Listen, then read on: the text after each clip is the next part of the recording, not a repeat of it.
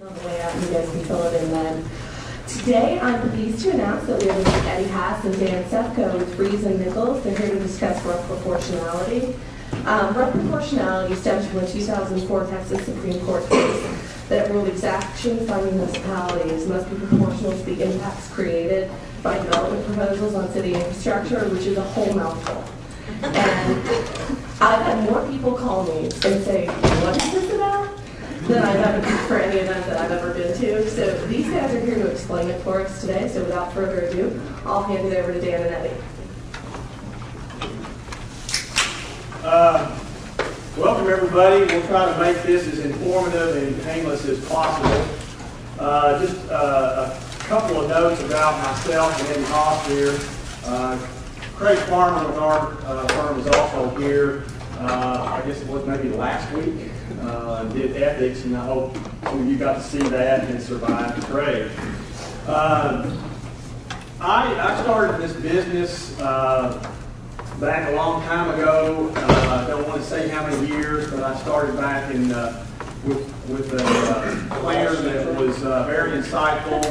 Martin Springer is where I started my career. Was it the last century? Just so we know. Just so you know, it's within this century.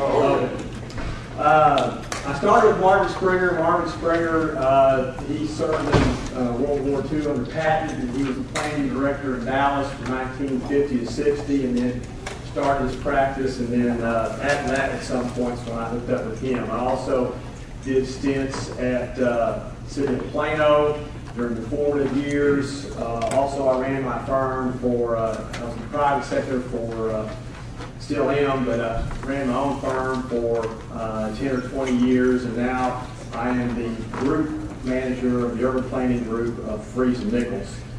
I'll introduce Eddie here in a minute. Freese and Nichols is the oldest engineering firm in Texas. We're 116 years old, so they started out doing a lot of public works projects, water projects. They did all the hydraulics on the Riverwalk in San Antonio.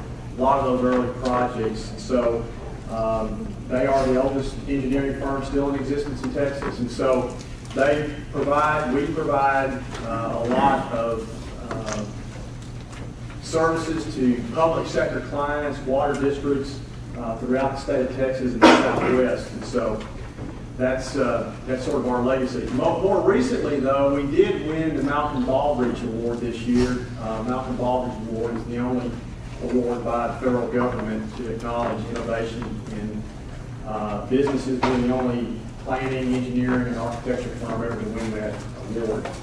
Before I get started, let me introduce Eddie. Why don't you give them 3 minutes on yourself, Eddie? Thank you, Dan. Eddie Haas, Freese and Nichols. I've been with Freese and Nichols for about 4 years now. Prior to joining Freese and Nichols, I was with the Parks and Transportation Group for about 15 years. Overall, I've been practicing transportation planning for about 20 years now, mostly working with public sector clients on thoroughfare planning, corridor studies, some of the NEPA documentation, those kinds of things. But then fairly recently, I'd say last 10, 15 years now, working with communities in finance tools, how to fund roadway infrastructure. In North Texas, we have roadway impact fees. It's not so prevalent down here in the Houston area, but working with a lot of communities in establishing, implementing impact fee systems and doing the system updates with all the requirements of Chapter 395. I'm in Dan's group, in the urban planning group, and I help Dan with the thoroughfare component of comprehensive plans, but then all the specialty areas that go along with some of the corridor planning and access management and those kinds of things. So, looking forward to talking to you today on rough proportionality. Yeah. Okay. To get started, any announcements? Everybody knows the restrooms are across the hall, and then I think we're going to have a sign-up sheet, so we'll be able to get your AICD credits. Today's agenda, we're going to do a little introduction. Why are we here? Talk about some legal issues. I'll do my best attorney enactment for you guys. Then we'll talk about roadway proportionality, very similar to water and sewer proportionality, but we think roadway is a little more complicated, so that's why we focused on it to get it all done, and then we have our closing comments.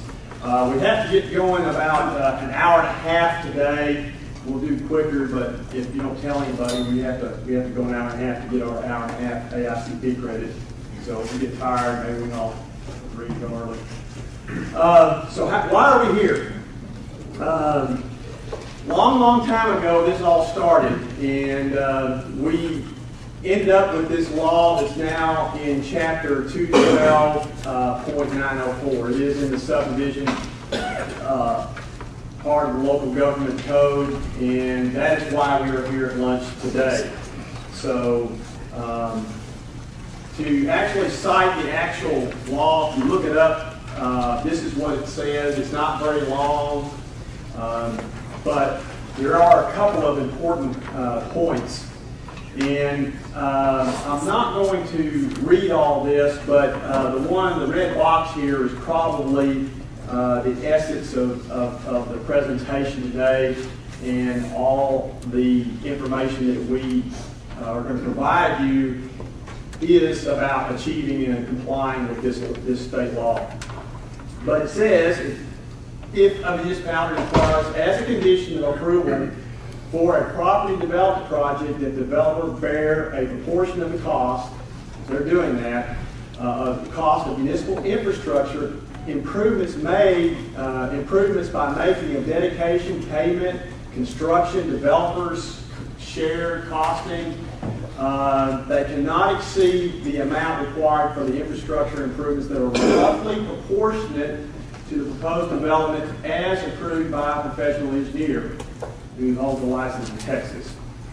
The next two sections here, B and C and A, those are really the appeals. If the city makes the determination and the professional engineer that makes the determination wants to appeal, they first go to the city council, and then after that they get to go to district court. So that's more on that in a minute here. But anyway, that's the law. We've had it in place since about 2005. So a little bit of history. Let's back up here and go for a little bit of history here. Although it's been around since 2005, we're really just getting into a lot of this. Now, we used to do proportionality analysis. A lot of planners used to. We used to do them all. I used to do them. Eddie did them. Now we can't do them anymore. An engineer has to do them. So we've been teaching the engineers how to do them. And so, but at any rate, it is enacted now. If you were doing things the way you were supposed to, you're probably not going to have a problem. But if you're not, then you could. It seemed like a lot of these first came out of the DFW area. I haven't heard of just a whole bunch of them around here, but maybe in the Q&A you all can kind of tell us if you've had some of these requests down in this area here. So we have had more and more of them all the time, and particularly since the economy's gotten a little more difficult, the costs of construction are getting a little more bigger chunk of these projects, and so more and more we're getting these requests. So what are these issues that we're facing? We're going to provide answers to all these questions at the end here, but how do you measure it? Is it analysis or is it a study? Is it an approval, a study or an approval? How long can you take to make the determination? Are parks and trails, parks and open spaces, are they part of this law? Does a traffic impact analysis, does it establish proportionality? Who pays for the analysis, study, or determination? If you have impact fees, what do you do? Or if you don't, what do you do? If your subdivision regulations require it, are you still subject to proportionality? And where should your proportionality processes be located? So these are all questions we'll answer here as we go through. Proportionality is a legal concept. I'll start off with this since I am going to talk about some legal stuff. I have to. They'll take away my AICP if I don't tell you this. But you're supposed to talk and discuss this with your city attorney. So if you're a city, talk to your attorney with him or her and discuss proportionality requirements and procedures with them. And so that's the best advice starting out, include them in the loop. But it's a legal concept that must be translated into a set of rules. That's the main thing that we want to get across today at lunch. Every development exaction is subject to the test. It doesn't matter whether it's a sidewalk, if it's a water line or a sewer line, all of it is subject to proportionality, and we'll talk to you about how that's all sorted out. For those of you that have studied up on the AICP exam recently or in the last 10 years or so, this has really been around. We've had Nolan and Dolan cases out of the Northwest where this really established the beginnings of proportionality. And so, in a way, it's always been around. And you can't make developers build more stuff than the impacts of their projects generate. That's really it in a nutshell. And so, they've been around. Dolan was a federal court case that came through and established that. You might remember about the Nolan and Dolan, the guy that had the business, and they made him do a bike trail, and you know, he said, "Well, I'm not going to get a piece of plywood and go to Home Depot on my business. You know, I'm not going to use it." And so there was a lot of preceding court cases that sort of laid the groundwork for that. But in Texas, to bring it back in Texas, what started it was the Flower Mound case. This is a situation, and I've talked to Flower Mound about this, but what they did is they had roadway impact fees, and they went ahead and also made the developer build the road and also pay for the impact fees. And so in essence, without trying to get into all the details of the Flower Mound case, they double dip. Okay? So the attorney in that, Art Anderson, if any of you know Art, he's a friend of mine. He's also an enemy of mine. I've told him that. But Art got the bill in the legislature, and it didn't get passed. And so he was the author of the bill. He was also on the Flower Mound case. There was damages awarded. The town did lose. So now we have the statute. This is the number. It implements the Flower Mound case. It applies to exactions, lands, fees, everything. And there's no limitation to off or on site. It applies to all types of facilities. So if you were doing a park dedication ordinance and you have to be a landscape architect now, and you came up with your park dedication fees and you made those cost determinations on your own because you're a qualified landscape architect, you can't do that anymore, we think, because it says municipal infrastructure. So now the professional engineers have to buy off on that. We did the park dedication fees in Port Aransas. We came up with the fees. Their local landscape architect came up with the fees for the park improvements, and then we had to get their city engineer to buy off on it and approve it before we go forward. So all these things have added up. The Engineer Work Act is called. They do have to make the determination. There's an automatic right of appeal. Actually, a little known fact is that when the determination comes in, you can take as long as you want to make the determination. So that professional engineer, whether it's a consulting engineer or on staff, they can take as long as they want for that determination.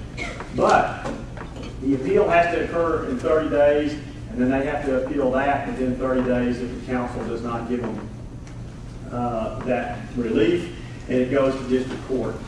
You cannot also require this as a waiver. You know, what we used to do is get people to waive the 30-day requirement on plats. They come in and say, well, we'll let you submit a plat, make them do the 30-day waiver, and then you can take as long as you want a plat. We can't do that.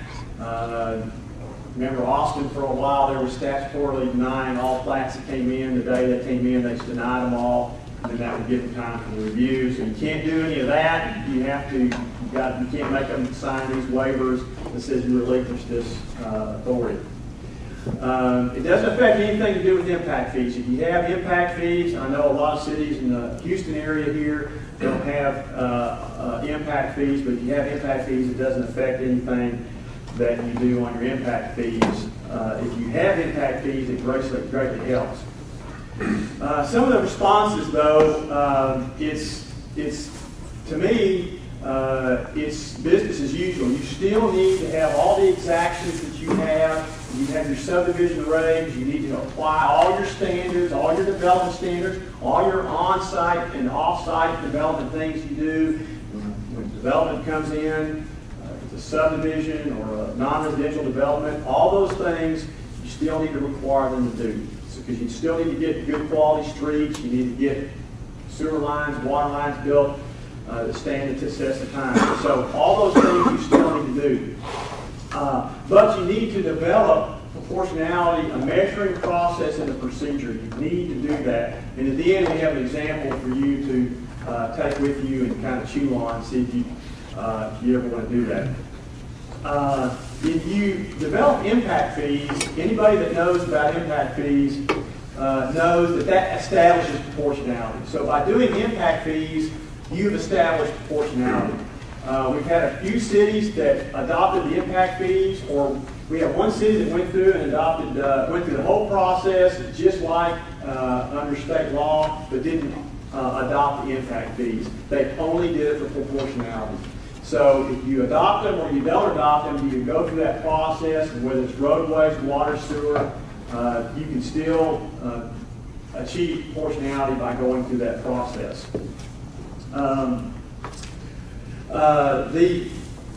You also can do it for any of the facilities, parks, open space, roadways, water, sewer, drainage, and all that. So that sort of gives you an introduction to all this. Now what we're going to do is try to take you through some sort of detailed ways to look at this.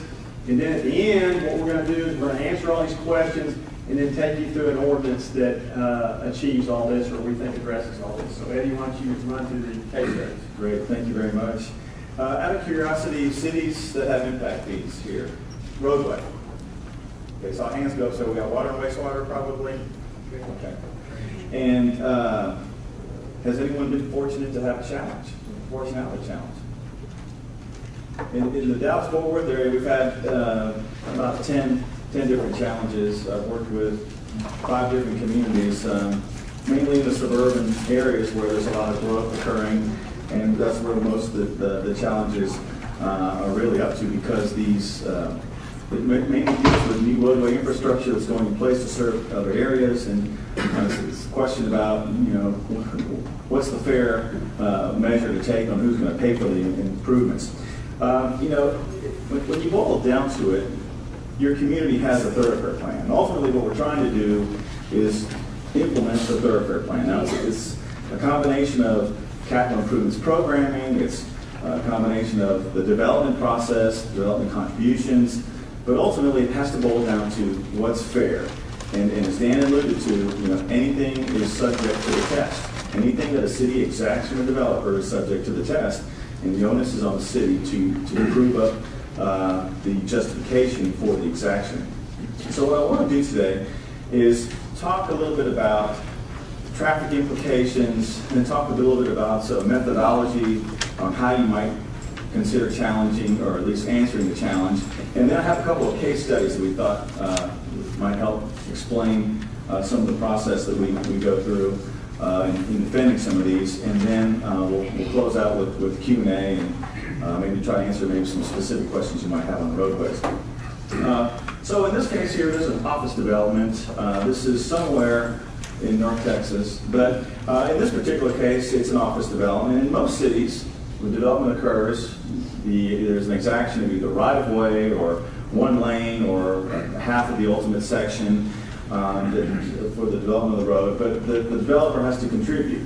In this particular case, for this office development, they would probably look at implementing the portion of the roadway along their development. Maybe they might be asked to justify either a traffic signal on the southern end of the property, or maybe look at what the implications are of traffic up and downstream of the roadway. This is, fortunately, in this particular case, there's roadway infrastructure out there, so what possibly could have been part of this exaction was either an additional lane to meet the ultimate section, or just some other off-site mitigation. But what I'm getting at is that the traffic generated by this site mainly doesn't impact the network solely at this point where the exaction is occurring. If you think about it, in this particular case, since it's an office, you think about the home-based work trip. Think about your trip to your office today, not here, but to your office. How long is your trip? 10 miles maybe? 12 miles? 8 miles? And it's on a combination of streets. It could be highway, but it could be city streets that get you to your final destination. In this particular case, this is that same office building, but this is what the implication is for that office development. This is 10 miles to neighborhood areas and 10 miles away via the highway network in North Texas. So that office site, which the development exaction may have been adjacent to the site, the actual impact is much greater. So what I'm alluding to here is that when you're thinking about exactions, we're going to be thinking about the bigger picture, because ultimately the goal is to get infrastructure on the ground to get to your thoroughfare plan, your ultimate thoroughfare plan. And if you're going to ask for contributions, you're going to want to at least be fair about it from the development sector. So there is a traffic implication that has far-reaching effects. Not only is it the adjacent street, not only is it up and downstream by the mid-block intersections or further, but there is an implication, and it's not contained to the adjacent roadway. You've seen the workplace surveys from the MPO. I don't know if H-GAC has some travel statistics, but you've seen from the Bureau of Transportation Statistics or the Federal Highway Administration, all these trip length studies that show the home-based trips extending greater than 10 miles. I think the last study, the National Household Travel Survey in 2009 for the Houston area, had the urban trip length a little over 10 miles and the rural trip length a little over 14 miles. That was in 2009. There's been other studies, obviously the census data has other information that more or less corroborates this. And what we're saying here is that if you're thinking about the impact of development, be thinking about it from a system approach, what the system implication is, because that's what we're trying to implement, the ultimate roadway system. So there's two ways of doing it. There's two ways of assessing this. There's the traffic impact analysis, and then there's more of a system impact assessment. I'm going to be talking today about system impact assessment, but the TIA has been, in cases, it has been used to serve as determining proportionality. That's what was used in the Flower Mound case. In that Flower Mound case, they, similar to any other traffic impact analysis where you have trip generation, you have the orientation and assignment, then the developer said, well, you know what, based on my orientation and assignment, my site traffic is only going to consume 14% of the capacity of this road. Therefore, we should only pay 14%.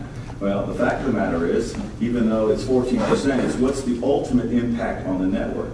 So what I'm saying is that the TI is definitely a valuable tool for assessing mitigation, but it's really confined to a prescribed area. It's not, it doesn't lend itself to the bigger picture, which I'm alluding to here on a system approach.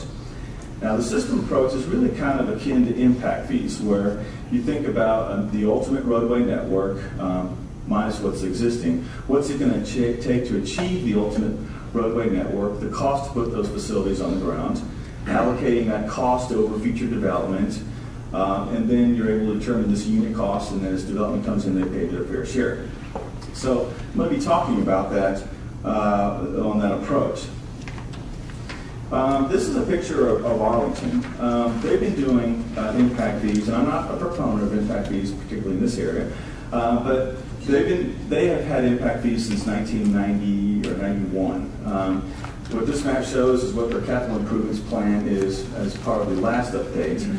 They've recently knocked out a whole series of roads. Basically, all their major arterial and collector network was built using impact fees, or it was implemented within the system of assessing based on the system impact of development. So in thinking about what's it going to take to quantify the capacity being made by a roadway network, how much you'd be charged in development, the cost, I'm going to talk about some of the components to be thinking about that approach. First of all, we need to have a service unit that quantifies capacity, the vehicle mile. That's what most of the impact fee systems in North Texas are based on, but it's really kind of a finite measure of capacity on your network. It establishes the capacity made during the peak hour. You're able to relate roadway projects to demand.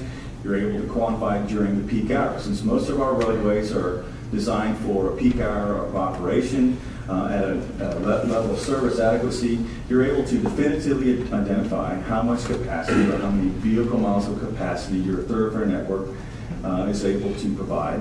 And then from that point, you can start doing some simple assessments. The service unit, in terms of thinking about proportionality assessments, supply and demand, just kind of a first course of assessment. In quantifying supply, you obviously have capacity that's made available by certain kinds of roadways. You have a functional based network, you've got certain carrying capacity of roads, whether it's an arterial or collective status facility, whether it's divided or undivided. So for example, if you have, say, a 4-lane minor arterial that's 1 mile long, you have four lanes times 1 mile times a certain capacity value. In this case, I'm saying it's 625 vehicles per hour per lane. So you have a capacity that's being made available by 2,500 vehicle miles for this example. What I'm going with, as we get into these examples, we're going to be talking about supply versus demand as kind of a simple way to evaluate an exaction from new development. So from a capacity perspective, from the supply side, this would be a simple way of measuring how much capacity is being made available by a dedication, a developer dedication. Now this would obviously apply for roadway improvement. And we'll talk about what happens if it's just strictly right-of-way and there's only deals with cost. And in fact, most of the proportionality assessments boil down to cost. So we'll talk about that second.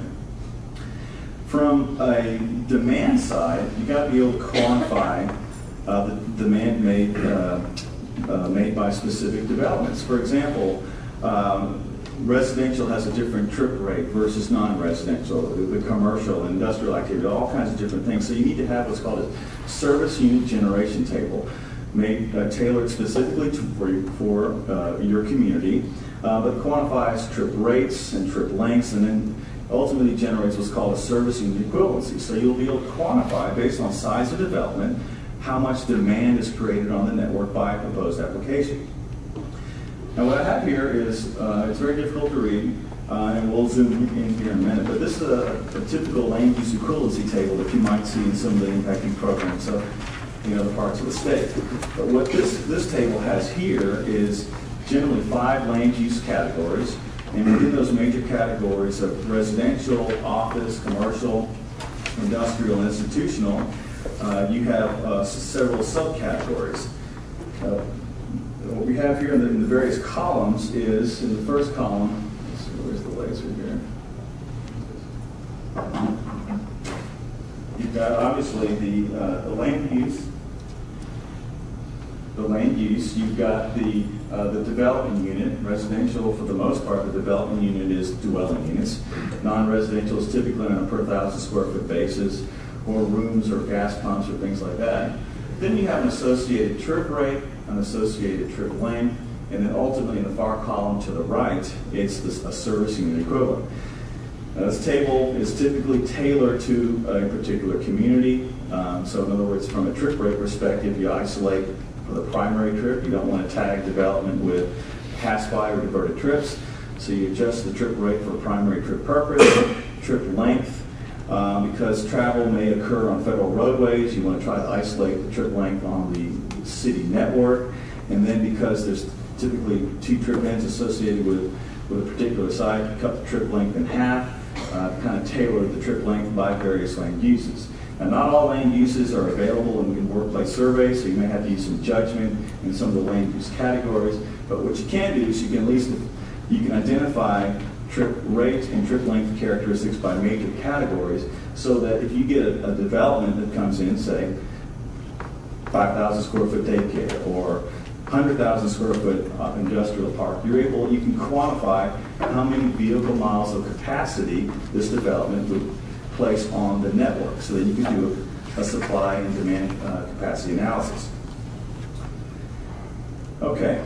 Eddie, I'm sorry. How do you strip the federal trips off of the calculation? Yes, sir. How do you strip the federal system trips off of the calculation? What we've done is use we're spoiled up in North Texas. We have our COG that does a lot of travel forecast modeling, and so we're able to, by network, remove the VMT from federal facilities. And the reason we say remove the federal facilities is because typically cities are not paying for those facilities. Your state network, the highway network, there may be some participation level, or the city is taking over some of those roads. So we strip out at least the federal, the highways and frontage roads from the VMT calculation. So we're able to say, and it's generally about 25% that gets knocked off the top from the facilities. So we're able to cut that trip length by 25%, and then you also want to be conservative, so that you could cut the trip length in half, so that you can say, okay, the portion of the trip associated with a specific development, or in other words, going to, is X amount of miles. So in quantifying a demand, I have an example here. This is 10 single-family residential units. From that same equivalency table that I had on the very busy table before, this is the top category, single-family residences. The independent variable is the dwelling unit. The trip rate is 1.01 trips per unit. Trip length, which was tailored to, and I can't remember which community this was, but this trip length was 3.15 miles. We know that the home-based work trip is 10 plus miles, netted out the federal travel, cut the trip in half. So we tailored it to the localized for that particular community. So a service unit generation for one single-family dwelling unit is 3.18 vehicle miles. So in this particular case, if you take 10 single-family units multiplied by your 10 dwelling units times your service unit equivalent, 3.18, a 10 residential dwelling unit would have a service unit demand of 31.85 vehicle miles. Okay? So we've got a supply side and we've got a demand side. Now I'm going to talk, go through some examples here, but I'm going to first talk about a supply-demand approach, and then going through a little more detail, and that's doing a cost assessment approach. We're thinking about bigger picture. From a simple supply-demand perspective, it would be 3 steps. Step number 1, determine how much capacity is being made available by the developer exaction, length of the improvement in miles, the number of lanes, an hourly capacity based on the functional class of the roadway. Typically, it's a collector arterial. It gives the vehicle miles being supplied by development. On the demand side, how much demand are they creating onto a roadway network? It'd be the number of development units times the service unit equivalent, or the vehicle miles per. The size of the development times the service unit equivalency gives the development vehicle miles. Then it's just a simple comparison. The vehicle miles of demand, if it's greater than it's being supplied, then whatever exaction you've exacted from the developer, it would be proportional and justified. If what's being supplied is greater than the demand that's being placed on the network, then there could be some city participation involved. From a cost perspective, and I won't even touch the top one. The top one deals with if you have an impacting program, but cities without an impacting system, or cities that want to consider a system approach, you want to identify what the cost of those improvements are to build out to the ultimate network, the capacity that's being provided. You can boil that down into a cost per service unit. You could then quantify the cost of system impact for some specific developments. And then you can compare the cost of what's being provided versus what the impact is created on the network. And there's from a cost perspective, the proportionality assessment. All right, so what I'm going to do is I'm going to walk through some case samples here. And I've got 4 of them, and have the various approaches. In this first one, this was a retail development on 15 acres. It was about 165,000 square feet of retail development. And what the city was asking for was 4 lanes of this divided arterial. So they were asking for Obviously 2 lanes on the north side of Mapleshade Drive and then a portion on the south side there. So step 1 would be to quantify how much capacity was being made available by the proposed improvements. So that's the length of the roadway improvement, which is 1,250 feet. The number of lanes, there's the amount of capacity being provided. What I did in this case was I did all 4 lanes for the entire length, and then I just took out the portion that doesn't have the other.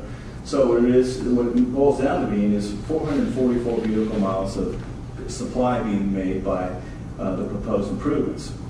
From the demand perspective, there was a service unit equivalency table that was created for this particular community to assess what the impact would be. But basically, it would be the 165,000 square feet of development times their service unit equivalent, which turned out to be 2.25 trips as the trip rate. The trip length was 1.28 miles, creating a demand of 476 vehicle miles of demand. So a simple comparison of the demand and supply. The demand was greater than what was being supplied, then that exaction was proportional and justified. Here's another case. In this particular community, also in North Texas, they had an impact fee program. But this particular site is an office development, 22 acres of development, located near a couple of major facilities. But what they were proposing to put in was about 190,000 square feet of office use. Liberty Grove Road, which is on the left side, was ultimately going to be a 6-lane divided roadway. They were asking for a 25-foot right-of-way dedication. And then to the rear of the site was going to be a state highway facility. They were asking for a 350-foot right-of-way dedication as part of a larger multimodal corridor. Because this community had an impact fee program in place, and Liberty Grove Road was on the impact fee program, they were able to boil down to a cost assessment. In this particular community where this site was located, they had a service area that had capital facilities on the program for that service area structure, and they had a calculated cost for the ultimate network of the cost of $1,289 per service unit of capacity. The service unit equivalent for office in this particular community was 6 vehicle miles per 1,000 square feet, which is a combination of, again, the trips and the trip length. So we're going to here in the calculation, step 1 in this proportionality assessment. We took the right-of-way dedication, 25 foot of right-of-way times its length. We had square foot of right-of-way. The right-of-way dedication for the state highway, we quantified it was about 530,000 square feet of development. From the appraisal value, from the appraisal district, we determined what the cost per square foot was. We determined that the value of their right-of-way dedication was $116,000. Based on what was being generated by the site was 190,000 square feet of development, the service unit equivalent of 6 vehicle miles per 1,000 square feet. It generated a demand of a little over 1,100 vehicle miles of demand placed on the ultimate network. What was the cost of that demand? It was that 1,145 vehicle miles times that cost per service unit for what they're actually building to the ultimate thoroughfare standard. Their impact was $1.4 million on the network. That was the impact of that site overall over the entire roadway network. Therefore, the cost of the dedication was much greater than what was being provided. That exaction was proportional and justified. Now, the applicant argued, well, my right-of-way is much more than 22 cents a square foot. Well, we ran the calculation a second way where we bumped it up to, what was it, $5 or $15. Still, it boiled down to the same deal where the impact on the system was much greater than what the dedication that they were providing. So therefore, it was justified and proportional. Yes, sir. Question on that. Is there a possible justification on the developer side to use their cost, including carry, for determining the square footage on the dedication? Yes, you could do that, but in their impact fee program, the way this particular community had, they broke out construction costs, engineering, right-of-way. And so if a developer said, well, wait a minute, my construction costs are going to be much more expensive, you could simply plug in all those costs. What would it take to do other roads in the network? And then you would ultimately have an impact, a cost per service unit from an impact fee program. I was meaning the land purchase cost. So let's say that they paid $1 a square foot for theirs. See, this one here, what they did is they came in, this is what got us smarter, is they came in and they said, well, you have to do all this. We don't have to do anything. We challenge you, and you have to do it all. That's not the way it works. Now, this was when the law was newer. So anyway, this city hired us, we put on all these costs, and then after we did it, they said, oh, no, that's right. So no, we ain't doing that. This is not the shell game. So, so we got a little smarter after this, and we actually read the law closer even. And it's just like, I'll get into this in a minute, but you make them provide the information. It's just like a plat. When a plat comes into the city doesn't prepare a plat. It's the city's obligation to approve it, though. This is the same thing. So you've got to set it up to where, and let them present you the information. You'll look at it, PE will look at it, everybody will look at it and determine if it's right information, just like you do a plat. PE prepares that. A lot of times there's things wrong with the plat, as you all know.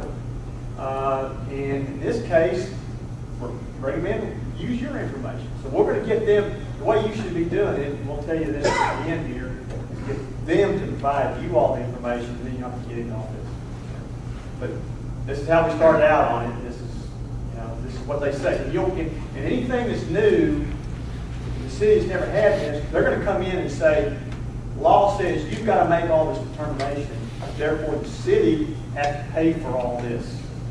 That's not true. Yes, sir. Yes, ma'am. It's my understanding that there is another state law that precludes a requirement for dedication of a state highway. That precludes dedication. That you may not require dedication. Well, that's probably true. Pardon? On behalf of another agency? Yes, that's correct. Even in that case, had you not included this right-of-way, their dedication, it would have been justified because of the impact that was going to be created on the network. So net out the cost of that right-of-way, it would have made that exaction proportionate.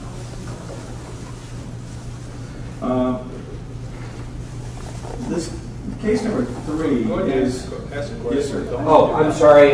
Sorry to interrupt your flow here. Maybe you're going to get into this later, but it seems to me from the perspective of the municipality, you're almost shooting in the dark. You're negotiating what you'd like to see, and then you've done this calculation after the fact. Is it ever where this is done on the front end and say, now, okay. Yes, that's exactly what I'm going to get into. All right. But you're right, though. In most cases, it's going to be prior to setting up any kind of system. The city will have to come up with some kind of approach in figuring out how much is either going to an assumption of costs that would be incurred for the development to be implemented road, and then of course you're going to get the challenge back. Well, wait a minute, that's not what we would have done. So it's a double-edged sword up front when you're kind of behind the curve on that. But in this case number 3, this is where we thought about an impact fee, a proportionality system up front. This is a community in northern Collin County. Right now they're a population of 5,000. Their ultimate population within a 100 square mile planning area is 150,000. Daytime population about 300,000. It's going to be very big, bigger than Plano and similar to Carrollton, very big. We went in there and worked with Salina in number 1, developing a thoroughfare network to achieve their ultimate land use. This was done back in early 2000s. They've since made some modifications, but this particular network was designed to facilitate the types of land use they wanted to do as part of their comprehensive plan effort. So after the thoroughfare network was developed and after the land use were all signed off, went back in and developed a proportionality system. Because without impact fees. Without impact fees. But they were thinking that, hey, as we start getting bigger and bigger, we want to be thinking about, just in case we want to do impact fees, even though we can't do them now, We went through and looked at the entire planning area, broke it up into zones akin to impact fee methodology. We quantified the roadway network that was going to be made available as part of all these different zones, and which is basically the thoroughfare plan. And then through the functional class, we were able to quantify the cost of network. So by zone, so there'll be a cost per service unit to provide cost or to provide facility, and we'll be able to use that in assessments. Now, because they're home rule still, aren't they still home rule right now? Yeah. They're just using this as a study. It's their measuring rod.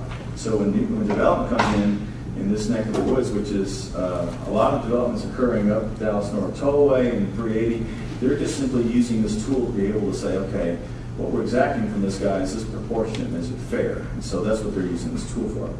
So what, in this particular case, this is called Town Center. This is located generally right about in here. Right in here. So small developments within this 100 square mile planning area. In this particular case, it was going to be 235,000 square feet of mixed uses located off of State Highway 289. County Road 91, which was on the thoroughfare plan, a little bit different from what was ultimately configured, but there were two roads that could have been, that were to be implemented as part of this development. County Road 91, which is on the thoroughfare plan, and County Road 89, which was not. But what this, and what it was a 4-lane, 91 was a 4-lane divided roadway, and County Road 89 was just a simple 2-lane collector street. So doing the proportionality steps up front, quantified the capacity that was being made available by the proposed improvements. County Road 91, County Road 89. There were some nuances where the developer was paying half the road and this and that, but bottom line, we quantified fairly how much capacity was being made available by the improvement. 620 vehicle miles, less what they provided. But since this County Road 289 wasn't on the thoroughfare plan, we went ahead and included it anyway, just because we're being nice guys. The capacity being made by the available by the proposed improvements from this development was 601 vehicle miles. Based on their development program, which was a variety of uses, retail, restaurant, and office, and from their servicing equivalency table that was developed as part of the program, we were able to quantify the demand that was going to be placed on the network. In this particular case, 921 vehicle miles of demand placed on that network. So the simple supply-demand calculation is 921 vehicle miles of demand outweighs what's being provided. The exaction was proportionate and justified. We took it a step further. We said, okay, let's look at the cost implication of this. We had the demand that was created on the network by the development, and then we since from as part of the program, we were able to quantify what would be the cost per service unit to put facilities on the ground. We were able to take the vehicle miles of demand generated from the site times its, and in this case, this was in a particular zone. This is how much it would cost, $1,385 per service unit of capacity, and that was to provide the ultimate thoroughfare network. But we were able to quantify that the impact that this site was going to create was about $1.2 million of impact on the network, even though they're not really growing. I mean, they're growing, but they don't have any of the facilities down. We wanted to be able to say, hey, look, what we're exacting from you is just and proportionate, but we took it a step further and we looked at the right-of-way implication, that they had a cost. They wanted us to look at right-of-way. And so here was the $1.2 million of impact created on an ultimate network. And this is I'm sorry. We gave them a credit for the right-of-way.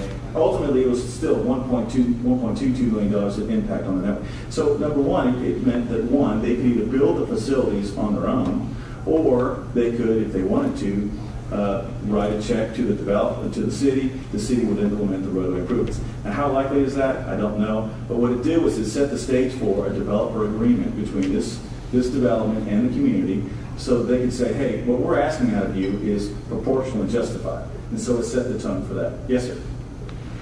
All your case studies have shown that it's been proportional and justified, and it's also shown that the demand by the development is greater than the cost of improvement. Right.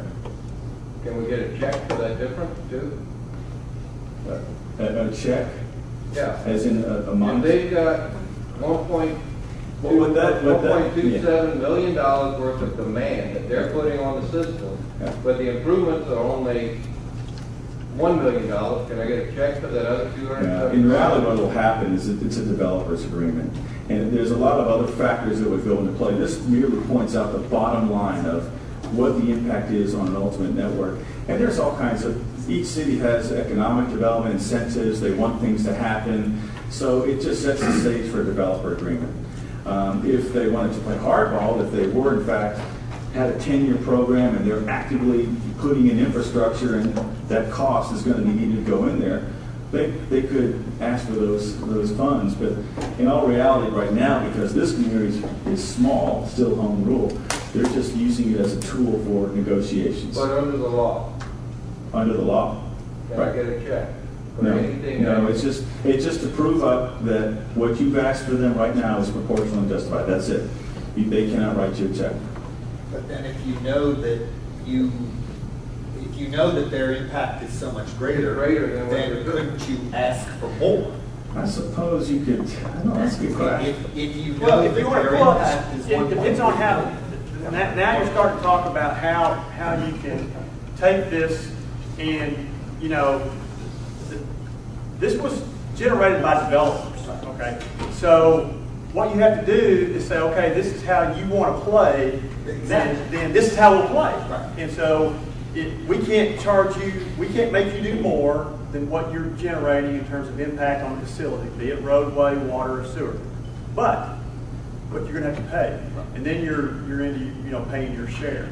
And there's all kinds of, as Eddie said, economic development.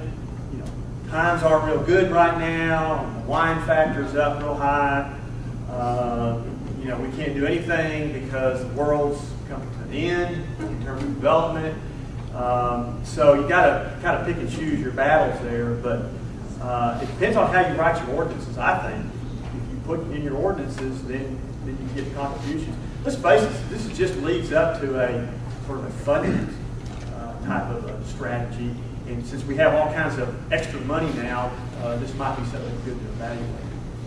Eddie, I think what Scott may have been alluding to or really asking about is why water and sewer impact fees. Mm-hmm. Before you get your CO, you have to pay the water and sewer impact fees. In this case, if you didn't want the developer to go build the roadway section, did you exact the 1.2? Can't do that. Can't do that. As part of the impact fee? Yeah, you can't do that because if you're doing that, then you have to do an impact fee.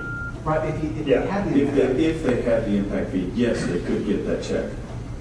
But and then they would also get credit for whatever they put down on the ground. So you got to have the fairness there. But they would pay the full impact if they were in that mode. All right. Yes, ma'am. I have a question. I saw credit from right-of-way dedication there, and we get into this debate all the time. Is right-of-way dedication an exaction or not? Because, for example, in Pearland, we don't have traffic impact fees, but we do take right-of-way dedication as part of planning. And we have been threatened, but it hasn't really gone far. Right.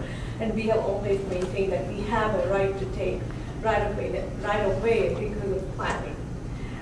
We don't even get into, is it proportionate to the impact of your development or not? Well, you can light me up on this because it used to be in the olden days that what you would do is you'd have a plat come in and you'd have 100 feet of right-of-way on your roadway, and your new thoroughfare standards and your comprehensive plan said you need 110 feet of right-of-way. So you take 5 off one side and 5 off the next side.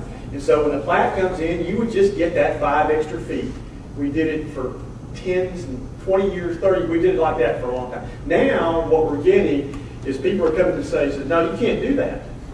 You can't take that 5 feet anymore. You got to pay us for it. That's what we're getting right now. And they're saying that because it's not proportional. You already got a road there. You're getting extra from me. And so every single thing that they're doing extra, we're starting to get a challenge under proportionality. That's what's a problem. But here's the deal. You got to still get it. Everything's still in your subdivision rates. That's what this law is the subdivision rates. So you still need to get all those dedications, all those exactions, and do everything. And then there's another layer on it that's proportionality determination. And that's a separate deal. You know, you have to determine if they're paying more than what they contribute, and that's why you have to get into something like this. And then if they do that, then they're going to come to you and give you all the information, and you'll make the exception. We're going to show you that in a minute. But yeah, I'm really, you know, I'm tired of hearing all this about, you know, every time we come in, they want 5 feet of right of way. Then, well, you got to do a proportionality assessment. I guess the question then is, what about like local streets? I mean, your subdivision ordinance may have all of these regulations of, you know, the local street has to be 50 feet wide, and because of the curvature that's required, you're going to end up with this much linear feet of it. Do you have to go through the analysis for all of that too? Well, that's up to them, but you know, our opinion is no. You do not have to do that. You're still going to do everything that you have been doing in terms of your subdivision approvals. You got streets, 50-foot wide. You do all that. 10 feet dedication, all those things. You do them. And then if they want to go through and say, what you're making me do is more than what my burden is, then it's going to be hard for them to show that 50-foot street is more than what they need. I mean, that's the minimum. I mean, you can't have less than the minimum street. You can't have a street that's 16 feet wide. You have to have one that's this wide. So that's the game that you'll have to continue to play. But one thing is to put yourself in a position to be able to make these determinations and not put yourself behind the 8 ball, so to speak.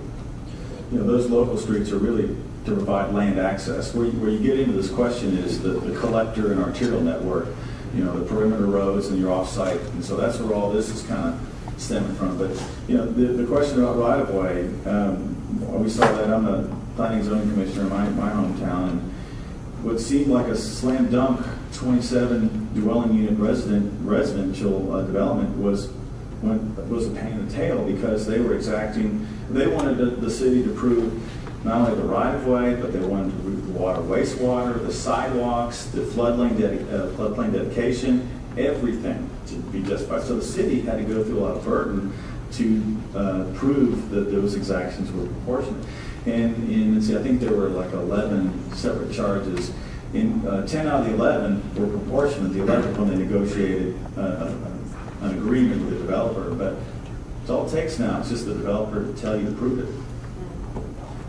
The last case someone was asking about, and these are all non-residential. Here we've got a residential case. This residential case was 107 dwelling units, again in Central Texas. The city asked for dedication of Kingwood Boulevard, which was a 4-lane divided road. It was also classified as a principal arterial on the roadway network. This is really more of an after the fact, because the city had already signed a developer agreement. They wanted to know, well, what would have happened had we done this? We went through and developed tailored a land use equivalency table, tailored a capital improvements plan. But basically, in a supply-demand assessment for this particular case, what was being supplied for the 4 lanes of improvement was 696 vehicle miles of supply. The 107 residential dwelling unit was creating a demand of 482 vehicle miles. So in this particular case, what was being supplied was much more than the demand generated. So there was going to be city participation required, which amounted to about almost 70%, just to a ratio of the demand to what was being supplied. But they also had to quantify what the cost of the improvement was, since it was already built and put in the ground. It cost $1.3 million to put those 4 lanes of improvements down. So basically, it was at a cost of $1,906 per service unit for those improvements. So the cost of the impact would have been $918,000, and the city would have only had to provide $409,000 had you done that. And in reality, what happened was the city wound up picking up the burden of this particular case. So in other words, the developer was able to make a relatively or a cost-effective decision in their negotiation.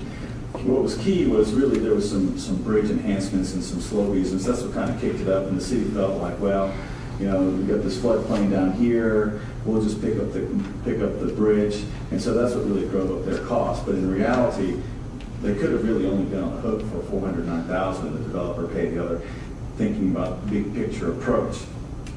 We took it a step further as part of this de facto approach, and this is a very long, linear community in North Texas, but what we identified is kind of difficult to see, but all those roadways that are highlighted in yellow, those are roadways that could have been part of an impact fee program. In fact, this community had an impact fee program. They did away with it because they felt it was cumbersome, but they were contemplating bringing it back.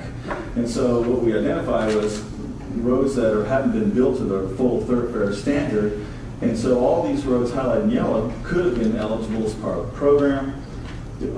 What we did was identify, okay, and it's really difficult to see, but down here it shows what the number of lanes that need to be added to achieve ultimate thoroughfare network, and then we created a zonal structure that would have been that could have been used as part of proportionality assessment, but ran that same calculation again. In this case, what it boiled down to was, because this development was located in a particular zone, the cost for the capital facilities in that zone would have been about $1,400 a service unit, and then based on the size of the development, the system impact of $676,000 was much greater than what the developer participated in. So what they got from the developer was they're still on the short end of the stick, but they could have gotten more, bottom line, had they done more of a full system approach to the assessment. Just a couple of ways. Yes, sir. In that scenario, the city's on the hook for a portion of the improvement. What happens if the city doesn't have the funding available for that portion of improvement? Can you delay the development until it's available? That would probably be written into a developer agreement where the developer would probably put the facilities in place, or a portion of those facilities, half of that ultimate roadway, and then either as funds became available and the city was able to implement, they would have done that. But in reality, what happened was the city had the funds, they paid to have it all done. But typically it would be done through a developer agreement. But if you don't want to sign a development agreement? Well, it's really a condition of development. You're asking the developer to participate. He would probably be the one that would be pushing your button, saying, well, you know, if you want us to build this 4-lane road, you're going to participate. Otherwise, we're, you know. So can we write a development agreement that we don't have money, you pay for it all? That's our development agreement? Well, there'd have to be some mechanism to reimburse the developer. Whatever you want, the development agreement. Yeah. Sure. Eddie, I have a question. You've expressed these in terms of equivalencies, service units and cost, but it occurs to me those two might not always be well correlated. Do you have to use both, or i.e. you could have a very appropriate rough proportionality in terms of service units in an area where real estate is more expensive, so your cost could be inverted from your... But you would build, if you were to do a system approach, you would build it tailored to the cost that's incurring in your community. In other words, the cost of construction, the cost of right-of-way, all those kinds of things. It's almost a double-edged sword. When you want to do a full system analysis, you know, what do you want to assume for cost of right-of-way? In some areas, maybe it's $15 a square foot. In other areas, it's $1. You have to kind of assume some realistic number, because you're going to ultimately be using that number in an assessment. Well, I would say that the span is much more than that. Probably certainly. So to have a just a one number to use, I don't know what that would mean, because the context would be very important on how much that right of way is actually worth. Right. I mean, say within a particular zone, you're going to have a combination of arterial streets and collector streets, and there could be some, you could be in an urban area. So individually, all those projects, you look at them individually and say, okay, what would construction costs be for this facility? What would right-of-way be in whatever particular case? So you're kind of building all those assumptions into a particular zone as part of this overall network. So it's really tailored to what's kind of actually happening out there. The rub's going to be where, you know, you've kind of put in a lot of thought into what's it going to take to put these facilities on the ground. The developer's going to come back and say, oh, wait a minute, you said our right-of-way was only, you know, $15 a square foot, it's really $25. Well, then hopefully you set it up where it's in the database. You can change some square footage costs, and you can kind of run the calculation again. But there would be some back and forth as part of a proportionality challenge. Yeah.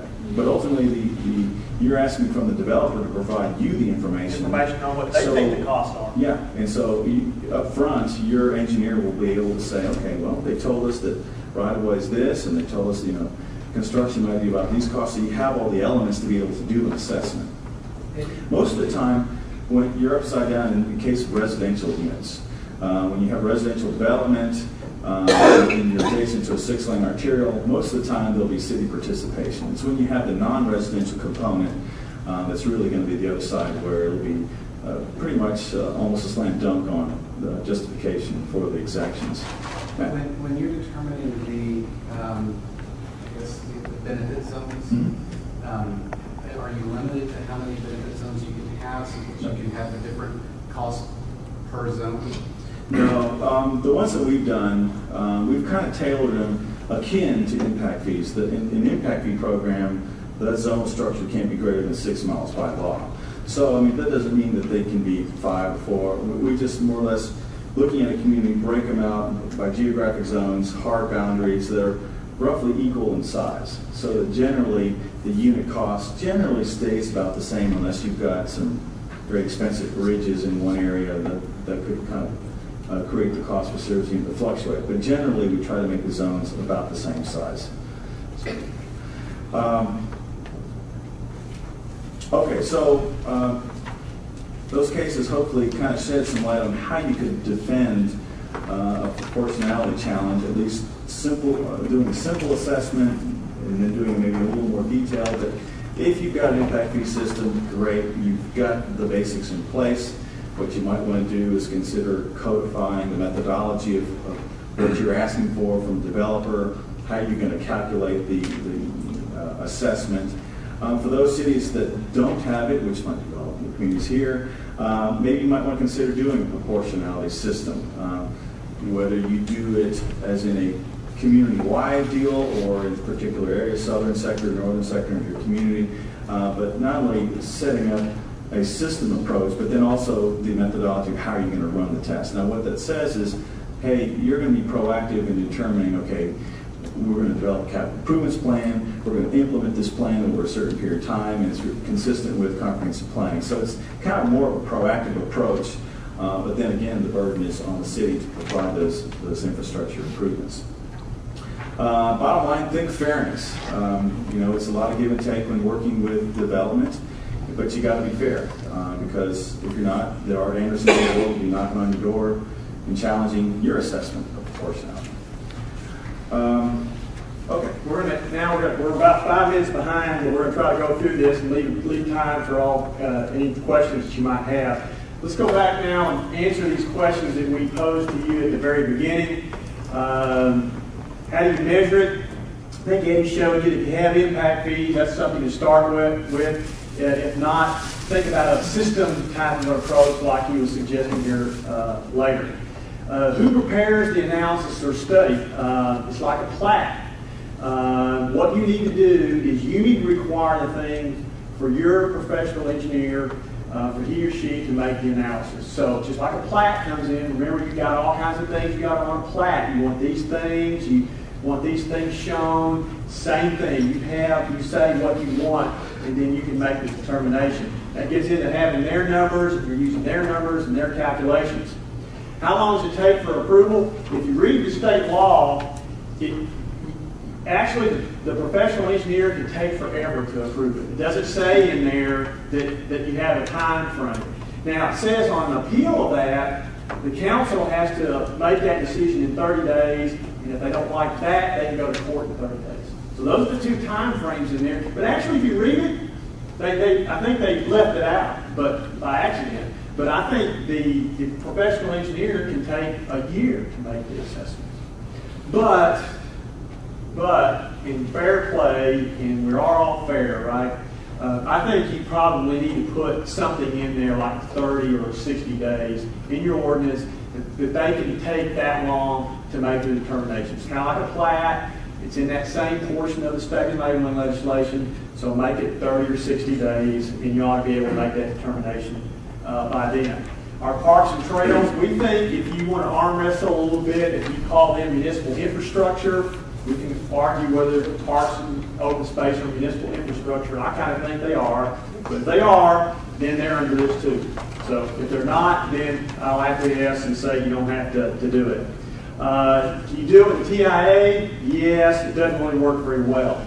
Right. You'll be upside down in the TIA approach. System approach is the best. Yeah. Who pays for this? They pay for it. They provide you all the information. When a plat comes in, they don't charge you for the plat. You charge them.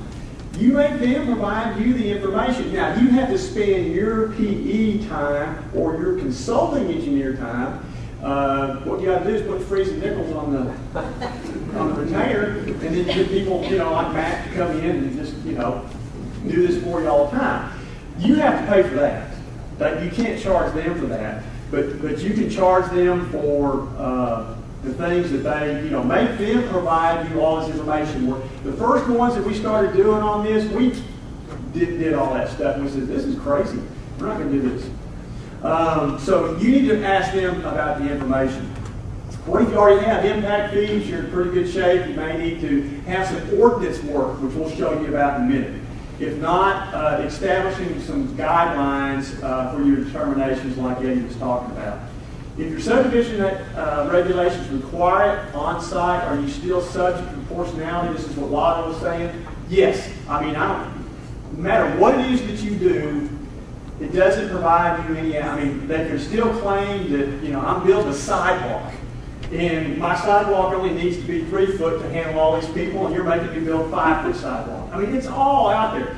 But, what you need to do is still require the things that you need, otherwise you're not going to get to build your community like you want. Still require everything. Everything's on site, still on site, make them build it. And if they want to come in and challenge it, then so be it. Now, where should these processes be located? A good friend of mine, Terry Morgan, he'll say that they can be anywhere you want them to be. You can actually make them a standalone ordinance. If you want this to be a standalone ordinance, you can. We don't know any reason why you can't. We're kind of a fan of putting it in your subdivision regs only because it's in the subdivision enabling part of state law.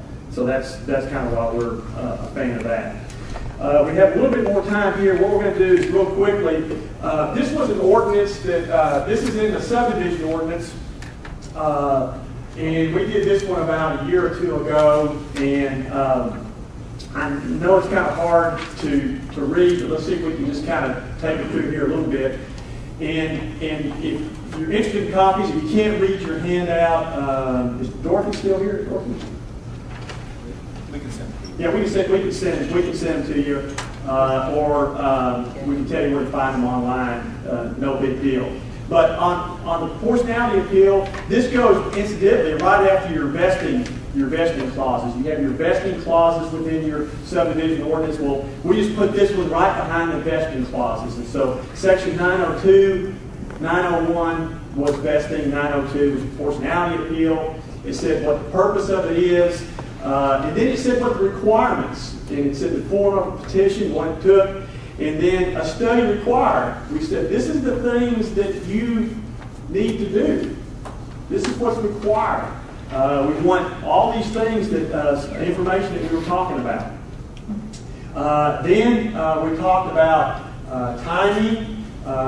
In this particular case, if there was ETJ involved in this particular city. And then who was responsible for doing this, where it went. And once it got in the city, PE had to do it. And then the evaluation and the recommendation. What happened with that? There was an evaluation, and then that recommendation was made. Then it said what the decision maker was going to be.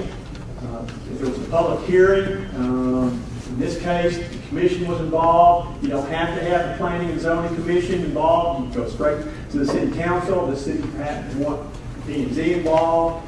And then the burden of proof. The applicant bears all the proof on these things. Then we had the decision of the Planning and Zoning Commission, and then the appeal. This is just, it was about three or four pages. You don't have to use this exact one. There's probably other models out there that are just as good or even better. But what you all need to do is put something like this in your subdivision regulations that says how you do it. You can make it up as you go along, but that's a little more difficult, as we found in the earlier days of doing this. You came in and you're just kind of fumbling around, and you start arguing about who does what. And so, well, you need to give this. And developers saying, well, you don't have anything that says that we give you that. It just says here in the state law, you make the determination. So you make the determination. We want you to make a determination. Well, yeah, it's easy for them to say. And so what we want to do is put something in that says, well, we'll make a determination, but we're going to determine it based on what you give us. You know, we can't imagine all this stuff, because just as we were talking about on that first case study, we were making up the information, and we were making a determination, and they were coming back saying, oh, that's not all right. That's all wrong. That's not the right assumptions. You don't do that. And you start chasing your tail. So get them to provide the information. You make the determination. They don't like it, they'll appeal. If they don't like it after that, they go to court. But at least you have a way. Actually, the appeal to council, one thing it does do is it allows you to get most of the, if you ever go to court on this thing, an attorney will tell you what it does. It gets most of the stuff that you might end up needing in a lawsuit. It gets out the table first.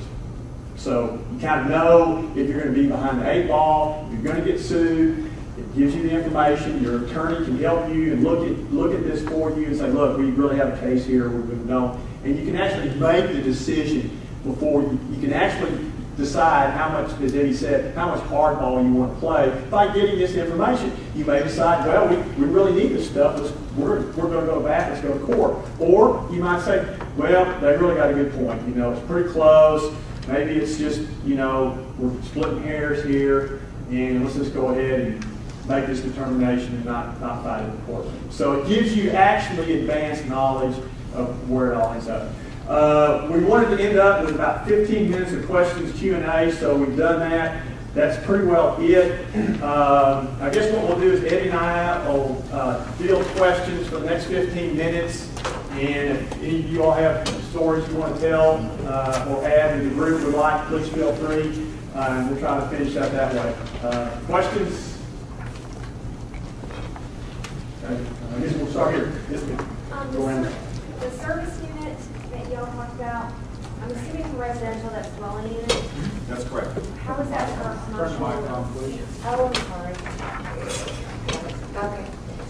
The service unit, assuming residential, Right. For non-residential, it's typically on a per 1,000 square foot basis. Okay. And that's pretty much consistent with the dirt generation rates that come from the Institute of Transportation Engineers, the handbook. So you use the common independent variable. And what about the square footage? How do you come up with that? I was fascinated by the fact they were cents per square foot. Well, most of those trip rates were on per 1,000. Okay, thank you. Right. Okay, I guess we're going around this way. I've got two. One is... Speak loud so we all, I mean, you got to get on the microphone. What is he?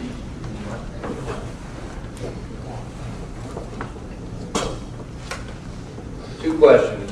One is, in this calculation, do I only take into account items that I am assessing, or do I have to take into account items that the state or a levy district or municipal utility district are assessing? I'll let you answer that one first. Only what you are assessing. The allegations against you. You can't say, well, I'm over here spending money in the levy district, I'm over here spending in the management district, or whatever it is. You can't do that. This is for cities, okay? And the city is charging me more for this piece of thing that I'm putting in the ground than I ought to be paying. I mean, you could use, back in the old days, you tried to get people to build 6-lane divided thoroughfares, and they had 50 lot subdivision. Well, that's wrong. I mean, you know, you couldn't make them build 6 lanes for will be subdivision like that. So now maybe there was some abuse back in those days. But I guess to answer your question, no, it's what you are making. Okay. Then the other one is what I would call the but-for test. If there's an improvement that's only needed because of that subdivision, a good example would be a traffic signal. New roadway, vacant land, roadway's never been planned before, land development comes in and they're going to need to do a traffic signal that would not have a traffic signal at that location for any reason other than that development. Is that still subject to the same proportionality? Yes, because the developer is going to say, well, wait a minute, you know, I'm putting this signal in, the other four corners of this intersection are development, why am I paying for this whole signal when there's going to be some impact created by the developing lands adjacent to those other corners? I should only pay, he'll throw out something a quarter of it. So that's also subject to the test. Eddie, what about in the East area, we are land and master plan communities? What about for that master plan developer? Instead of the individual developer for each of the corners of retail lots like Sienna Plantation, would Sienna Plantation be on the hook for the signals within their boundaries? But they would also be subject to the test. So if they're providing 100% of the trips, then... What trumps all this is if you cut a deal. If Monty Hall got in there and said, let's make a deal, and y'all know who Monty Hall was? There used to be a program called Let's Make a Deal. That's back when I was explaining that. Anyway, that's a joke.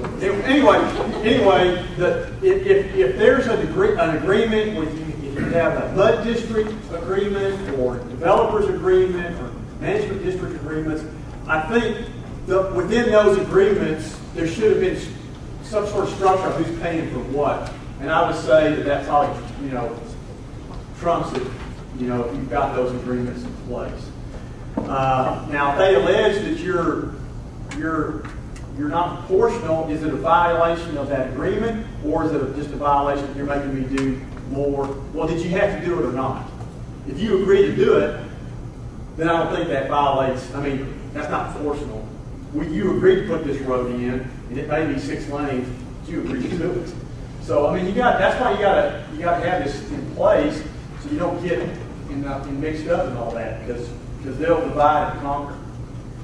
I have a quick follow-up on impact fees. Y'all seem to prefer having impact fees in place on that. And the two questions on impact fees is how do you handle the fact that Chapter 395 only lets you recover about 50% of the actual capital cost? Well, you can cover 100, yeah. You can cover more. You can do... Well, if you give them credit for 10 years back or on taxes, you can recover. Well, good luck with predicting that. If you want to, well, no, there's an approach to be able to quantify what that net increase would be.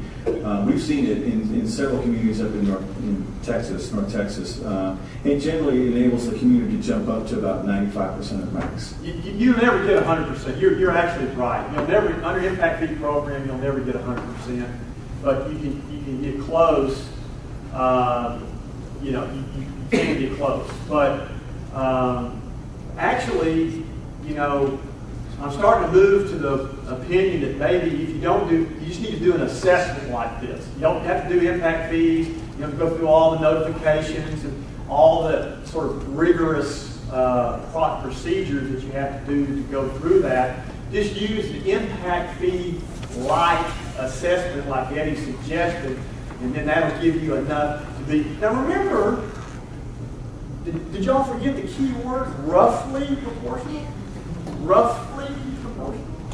Roughly means about. I don't think this has to be precise. I think you just need to show generally that we're not ripping you off. Well, the roughly is good as long as that about's on their side of the table, not on I've been mine. there. I don't understand. The other thing. But on an impact fee, once you take money from the developer, you have an obligation to provide the improvement within the time frame needed. That's and correct. That is a That's correct. No, it's not correct. Well, no. You said you're obligated to provide the service, not the improvement. define the difference. If a signal is needed and I take money from the developer and it's needed at the opening of the new Walmart and I can't get it in till a year later because of some other reason, then who's got the liability when somebody gets in an accident in between? You don't have to spend it on the light. You have to spend it on anything that's in the capital improvement program under that impact fee. You spend it on anything in there. So I can take the impact fee received from a Walmart and spend it on a capital improvement project 5 miles away. No, you can't. Now, up to 6 miles away. You can't do that. If you negotiate a development agreement with that guy, you can't go walk. No. That's apples and oranges. Right. This question was impact fee, Yeah. not a developer agreement. In that case, you'll have a separate CIP for impact fees. And on that impact fee CIP, there'll be a list of specific projects that are going to be being paid for. Those monies that are collected from new development are to go to those specific projects. It's not anything on the general CIP. It's only the impact fee CIP.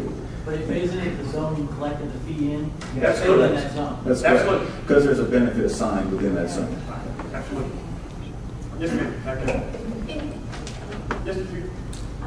Well, I'm sorry, were you through with you? Were you through with your questions? I'm done. I'm sorry. I have several questions regarding the fee calculation. First of all, when you calculate the demand and the supply, especially on the demand side, associated with the new development, do you count the PM, peak hour demand, or the overall daily demand? Generally, it's the PM peak hour. Peak hour, but because different type of development, they may have different peak. hour. That's Yeah, correct. and if you have a nightclub or movie theater, their peak is That's different correct. among. Yeah.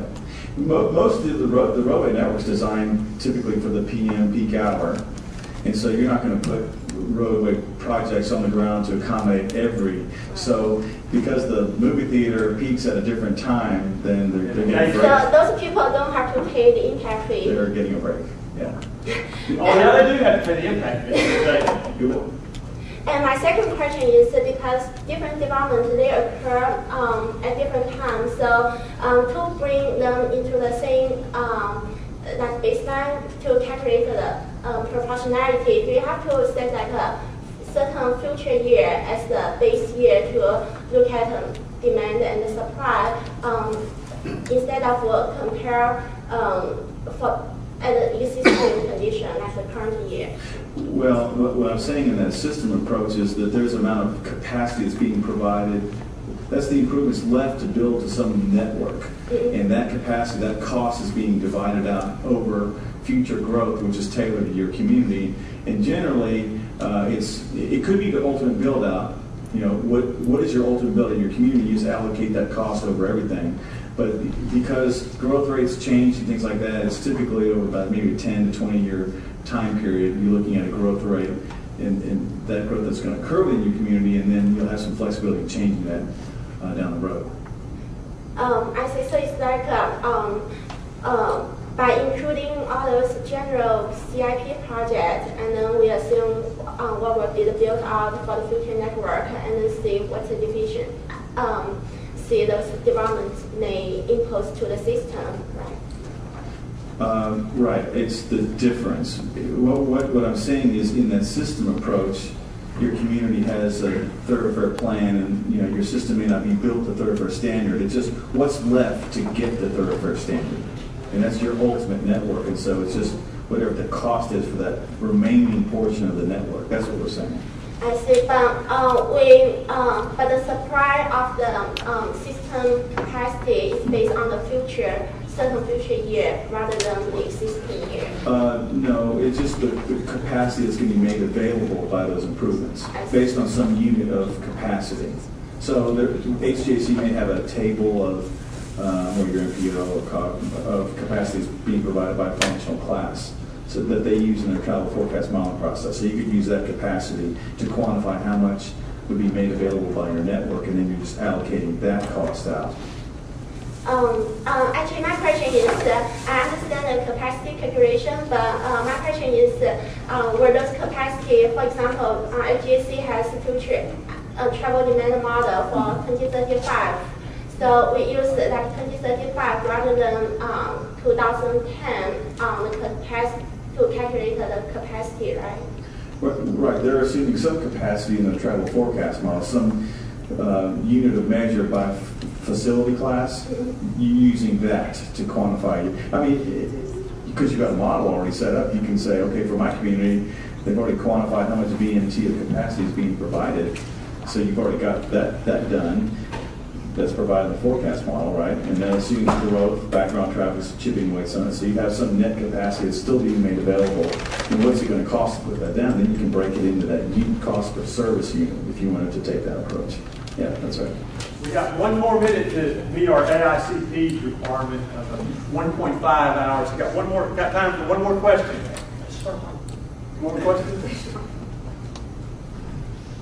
Yes, ma'am.